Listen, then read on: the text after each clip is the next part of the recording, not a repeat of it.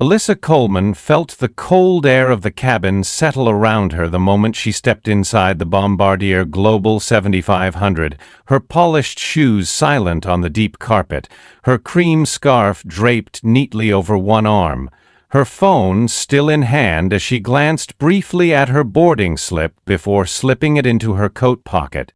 And before she could even take 2 steps down the narrow aisle, Captain David Stratton blocked her path with an outstretched arm, his voice cutting through the low murmur of settling passengers like a knife across silk.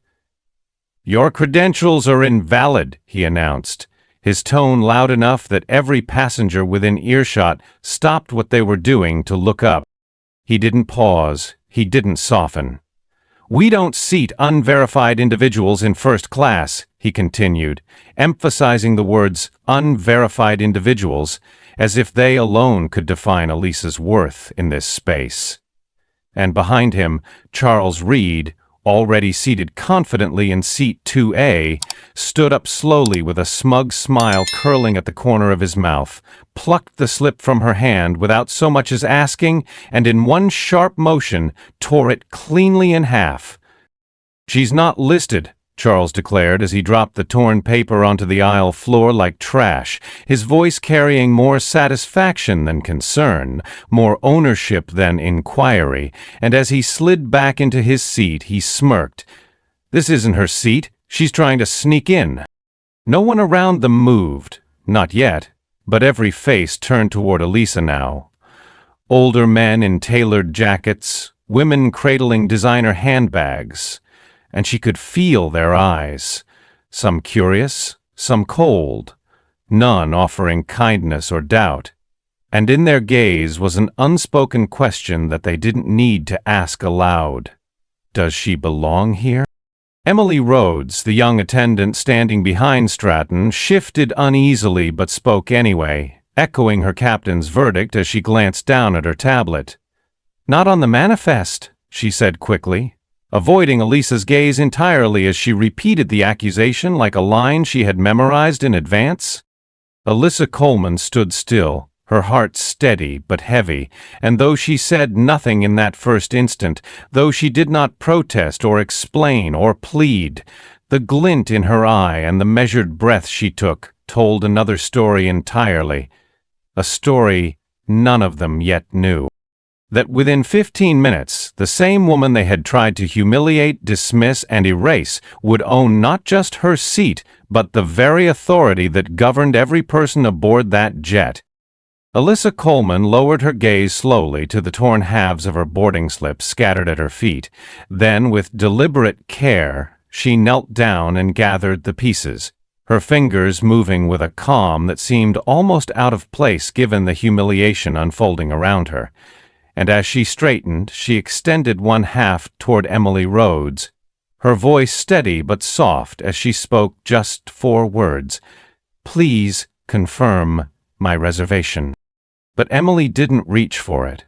She hesitated instead, glancing quickly at Captain Stratton, who, without missing a beat, raised his hand higher as if commanding an orchestra, his voice sharp and cutting as he spoke louder now so every passenger could hear.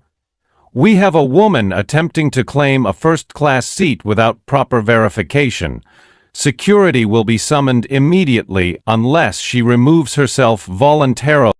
Charles Reed leaned back in seat 2A, arms crossed in smug triumph, and from his breast pocket he pulled a small leather wallet, flipping it open with a flourish to reveal a sleek black card that gleamed faintly in the overhead light.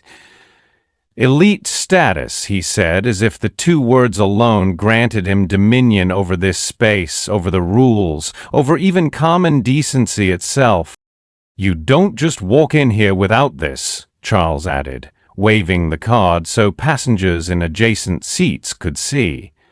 A man rehearsed in displays of entitlement, confident that his gesture would cement Alyssa's exclusion, and several passengers exchanged brief glances but said nothing, some averting their eyes altogether as though distance could absolve them of complicity. Alyssa met Charles's gaze directly for a long moment, then shifted her attention calmly to Captain Stratton, who had crossed his arms now, his face a study in defiance and disdain, and she spoke again. But this time there was an edge of steel beneath her composure as she said quietly, "I'm asking for the truth, not a performance." At that instant, Lucas Carter, seated 2 rows behind, lowered his newspaper. His journalist's instinct awakened as he sensed that something here did not add up, and in that moment a quiet but undeniable shift began to stir within the cabin. Patricia Morgan, seated quietly in 3B, lowered the book she had been pretending to read, her practiced eye catching every detail. The stiff tension in Captain Stratton's shoulders, the exaggerated confidence in Charles Reed's posture, and the way Emily Rhodes clutched her tablet a little too tightly. And with years of courtroom experience behind her, she understood exactly what was happening. This was no routine boarding dispute. This was something deeper, uglier, and more deliberate.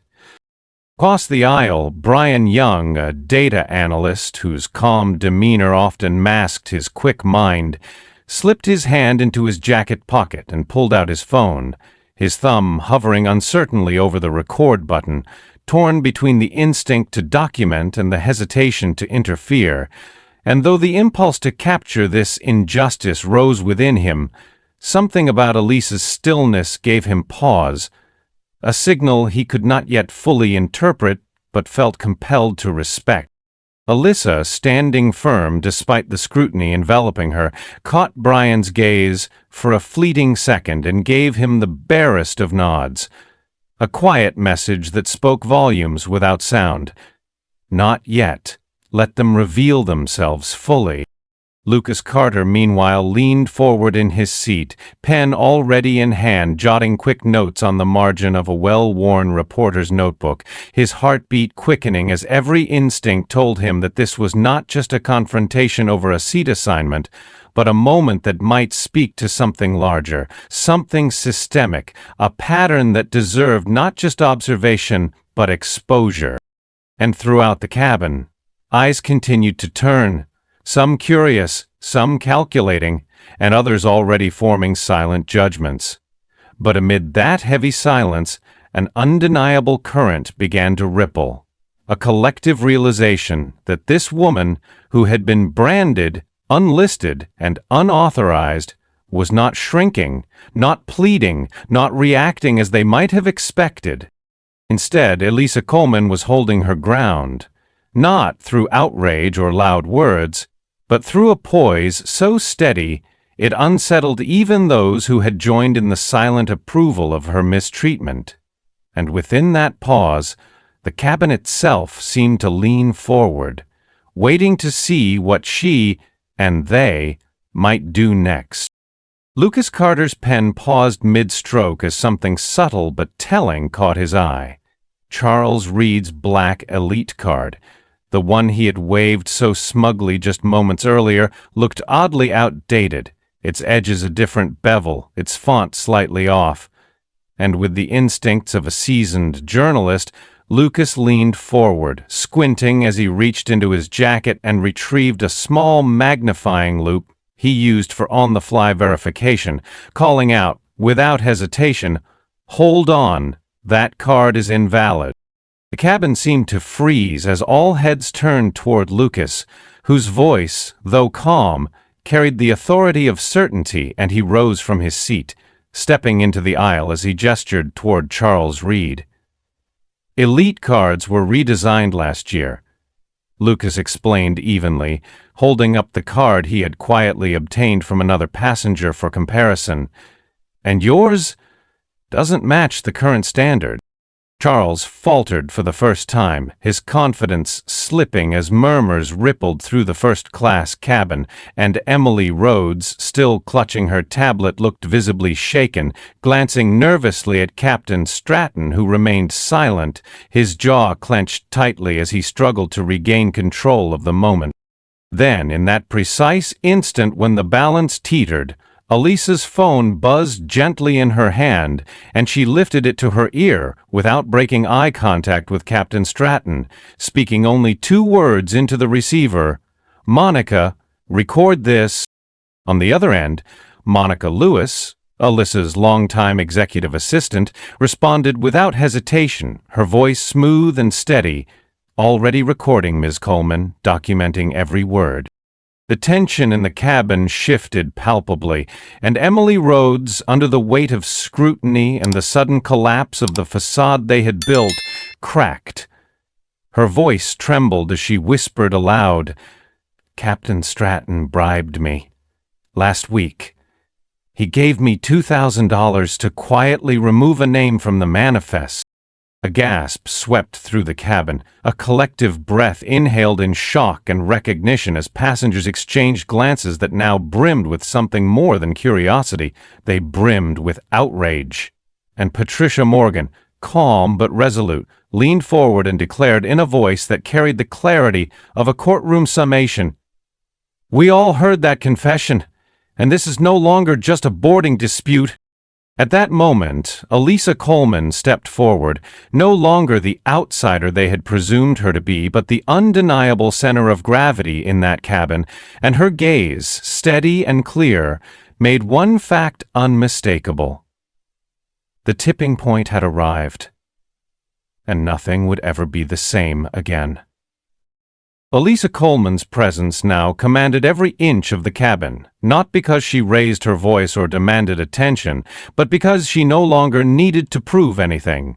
The quiet dignity with which she met each accusation had become a mirror reflecting every passenger's complicity, every crew member's failure, and in that silence the entire aircraft seemed to hold its breath as the scales of power began to tilt.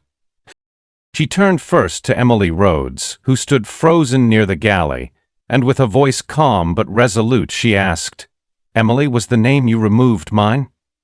Emily's mouth opened, then closed, her hands trembling as she nodded faintly, unable to meet Alyssa's gaze, her carefully rehearsed obedience unraveling in front of everyone. Then Alyssa addressed Captain David Stratton directly, her words measured and deliberate, each one striking like a hammer on steel. "You've accused me of falsifying credentials, of attempting to occupy a seat that was mine by right, and you did so not out of duty, but out of bias. Bias that you chose to disguise as protocol." Captain Stratton stiffened, his face pale now as he glanced toward Charles Reed for support, but Charles had sunk back into his seat, suddenly smaller, stripped of his bluster and false entitlement as Lucas Carter still held his fraudulent elite card high for all to see, its forged design now exposed as the sham it was. Brian Young, who had waited in patient tension until this moment, stood slowly, his phone still in his hand but lowered to his side, as he spoke clearly and deliberately so every ear could hear. "This isn't just procedural failure. This is profiling, plain and simple." Patricia Morgan rose too, standing beside Alyssa, her expression solemn but fierce as she added, "And it ends today. Not quietly, not invisibly, but in front of every witness on this aircraft." Alyssa lifted her phone again, her expression unshakable as she spoke firmly into the receiver. "Monica, notify Horizon Aviation Corporate that I have been denied my seat, by name and by action, and that Captain David Stratton, Flight Attendant Emily Rhodes, and passenger Charles Reed have all acted in ways that violate the principles this company was built upon." As Monica's steady voice responded, "Acknowledged, ready to escalate on your command, Ms. Coleman." The reality of who Alyssa truly was dawned across the cabin like morning light, and at last she made her identity plain, her voice quiet but undeniable. "I am Alyssa Coleman, founder and CEO of Horizon Aviation, and every inch of this jet is mine." For a long, breathless moment, no one moved. The words founder and CEO of Horizon Aviation seemed to hang in the air, reverberating through the polished cabin as if the walls themselves needed time to absorb their full meaning. Charles Reed, who only moments ago had smirked confidently from seat 2A, now sat slumped and pale, his fraudulent elite card still dangling loosely from his fingers, and beside him, Captain David Stratton's complexion drained of its last remaining color as realization set in, not just that he had misjudged Alyssa Coleman, but that he had misjudged the very owner of the company he thought he controlled.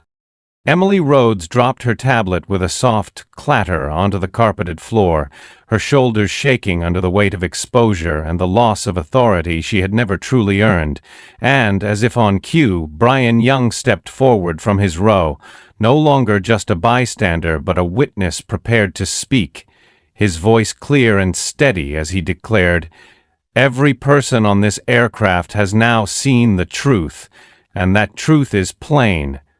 Captain Stratton and his crew allowed prejudice to dictate policy." Across the aisle, Patricia Morgan nodded solemnly, turning her gaze towards Sophie Adams, a quiet black woman seated near the window in 3A, who had until now remained silent, but whose expression betrayed the anguish of recognition, the knowledge that she too might have been next. Patricia spoke gently but firmly. This wasn't just about Alyssa's boarding slip. It was about who they chose to see as worthy. In that moment, Lucas Carter stepped forward, holding aloft a small leather-bound notebook he had retrieved from a side compartment near the cockpit. A notebook filled with handwritten notes and coded markings. "This is Captain Stratton's private flight log," Lucas explained, his voice ringing with the certainty of truth uncovered. "And inside it are comments about passengers, notes on their appearance, perceived status, and coded remarks about race and background." Gasps spread again through the cabin as he read aloud a recent entry. "Passenger in linen shirt, possible imposter. Escalate if questioned." The entry was chilling not just for its words but for what it revealed. A pattern of quiet, calculated discrimination disguised as operational vigilance. Alyssa Coleman did not flinch. Instead, she stepped into the aisle fully now, her posture straight, her gaze steady as she met each of their eyes in turn. Stratton, Emily, Charles, before speaking with measured finality. "Captain Stratton, Flight Attendant Rhodes, Passenger Reed, you are dismissed, effective immediately. You will not return to this aircraft, nor will you represent Horizon Aviation again." And as her words settled into every corner of the aircraft, the power that Stratton and his accomplices had so carelessly wielded slipped away entirely, leaving only accountability in its place. A reckoning long overdue. Alyssa Coleman remained standing at the front of the cabin, her scarf still draped elegantly over one arm, but now her presence felt entirely transformed. Not merely the woman they had doubted at the door, but the undeniable leader who had reclaimed not only her rightful seat, but the moral compass of the very company she founded. She turned slowly to face the passengers, her voice quiet but deliberate, her words chosen with care as she spoke to a group that had borne silent witness to both humiliation and vindication. This aircraft, like every aircraft in Horizon Aviation's fleet, was intended not just as a vessel for travel, but as a space of dignity. And that promise has been violated today.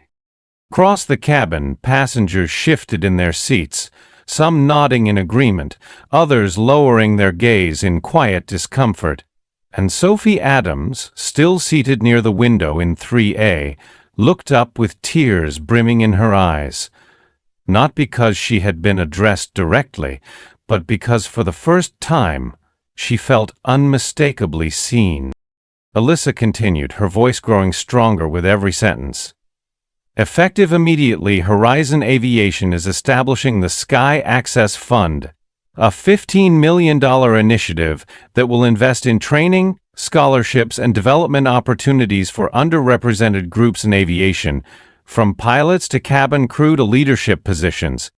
A soft murmur of approval spread through the passengers, followed quickly by polite but heartfelt applause that grew louder, richer, and more sincere as each second passed.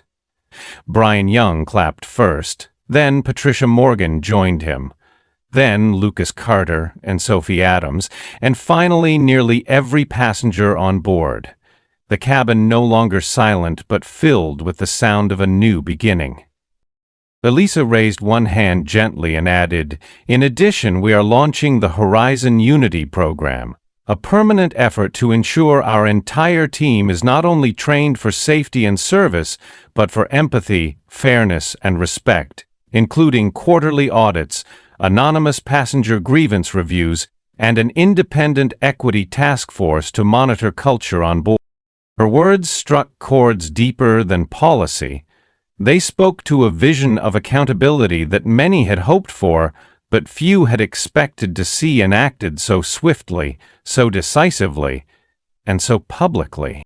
And when Alyssa finally lowered her hand, her voice softened once more as she concluded, "This is not a press release or a public relations gesture. This is reform that begins right here in this cabin with all of you as witnesses." Alyssa Coleman remained standing at the front of the cabin, her scarf still draped elegantly over one arm. But now her presence felt entirely transformed. Not merely the woman they had doubted at the door, but the undeniable leader who had reclaimed not only her rightful seat, but the moral compass of the very company she founded. She turned slowly to face the passengers, her voice quiet but deliberate, her words chosen with care as she spoke to a group that had borne silent witness to both humiliation and vindication. This aircraft, like every aircraft in Horizon Aviation's fleet, was intended not just as a vessel for travel, but as a space of dignity. And that promise has been violated today. Across the cabin, passengers shifted in their seats, some nodding in agreement, others lowering their gaze in quiet discomfort, and Sophie Adams, still seated near the window in 3A, looked up with tears brimming in her eyes, not because she had been addressed directly, but because for the first time she felt unmistakably seen. Alyssa continued, her voice growing stronger with every sentence. "Effective immediately, Horizon Aviation is establishing the Sky Access Fund, a $15 million initiative that will invest in training, scholarships, and development opportunities for underrepresented groups in aviation, from pilots to cabin crew to leadership positions." A soft murmur of approval spread through the passengers, followed quickly by polite but heartfelt applause that grew louder, richer, and more sincere as each second passed. Brian Young clapped first, then Patricia Morgan joined him, then Lucas Carter and Sophie Adams, and finally nearly every passenger on board. The cabin no longer silent but filled with the sound of a new beginning. Alyssa raised one hand gently and added, "In addition, we are launching the Horizon Unity program, a permanent effort to ensure our entire team is not only trained for safety and service, but for empathy, fairness, and respect, including quarterly audits, anonymous passenger grievance reviews, and an independent equity task force to monitor culture on board." Her words struck chords deeper than policy. They spoke to a vision of accountability that many had hoped for, but few had expected to see enacted so swiftly, so decisively, and so publicly.